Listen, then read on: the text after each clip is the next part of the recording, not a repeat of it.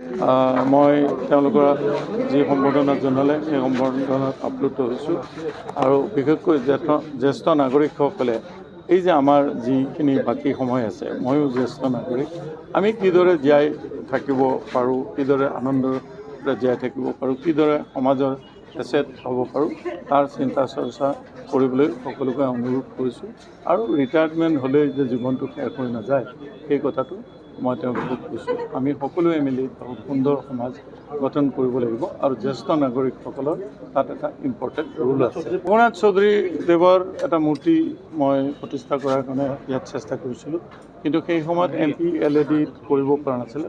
মই এতিয়া ছত্তীশগড় ৰাজভৱনৰ পৰা এইটো কৰিব দিছোঁ। এইটো বীৰকুছিত প্ৰতিষ্ঠা। ছত্তীশগড় গভৰ্ণৰৰ ৰোলটো কম থাকে। ছত্তীশগড়ত মই শংকৰদেৱৰ আসন কৰাৰ কথা কৈছিলোঁ। মহেন্দ্ৰ মোহন চৌধুৰী ডাঙৰীয়াই এইটো পাঞ্জাৱ বিশ্ববিদ্যালয়ত 1974 চনত কৰিছিলে। এতিয়া আমাৰ আগষ্টত এইটো মুকলি হৈ যাব। তাৰ কাৰণে বাজেট অলৰেডি ঠিক কৰা হৈছে। এইটো আগষ্টত ছেশ্যন যেতিয়া হ'ব এইটো মুকলি কৰা হ'ব। প্ৰথমতে আমাৰ মিডিয়া চেলক মই ধন্যবাদ জ্ঞাপন কৰিছোঁ যে আজিৰ এই অনুষ্ঠানটোলৈ আপোনালোকে আহি আমাক যি ধৰণে সহায় কৰিলে তাৰ কাৰণে আমি সঁচাকৈ আনন্দিত হৈছোঁ। আচলতে এই অনুষ্ঠানটো কৰাৰ কাৰণে আমি আজি কিছুদিনৰ পৰা এটা মনস্থ কৰি আছিলোঁ আৰু তেখেতৰ আমাৰ ৰাজ্যপালৰ আমি হেৰিটো পোৱাৰ লগে লগে আমি আজিৰ এই দিনটো আমি নিৰ্ধাৰণ কৰি আমি কৰিলোঁ। আচলতে কথাটো হ'ল কি যে আমাৰ জ্যেষ্ঠসকলৰ যিখিনি কৰণীয় আমি বহুতখিনি কৰণীয় আছে আমি কৰি আছোঁ। আমাৰ 10 চনৰ পৰা ইতিমধ্যে আমাৰ বিভিন্ন জ্যেষ্ঠ নাগৰিকৰ তৰফৰ পৰা অনুষ্ঠান চলি আছে।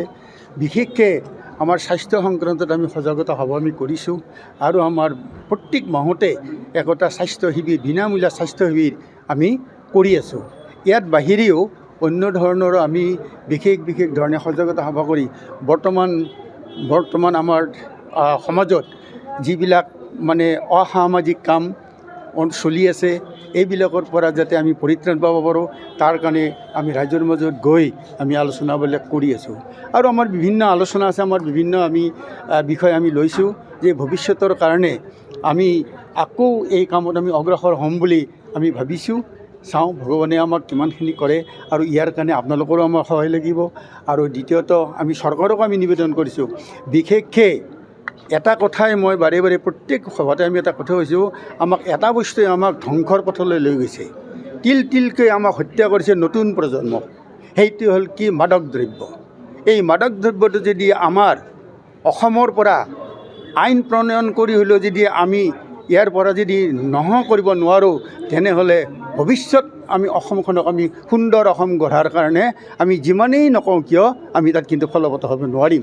আমি আচৰিত পাইছোঁ যে আমি ইতিমধ্যে কোটি টকাৰ ড্ৰাগছ আমি ধৰি পেলাই আমি জ্বলাই দিছোঁ, পুৰি দিছোঁ, ধ্বংস কৰিছোঁ। কিন্তু আমি কি কৰিছোঁ?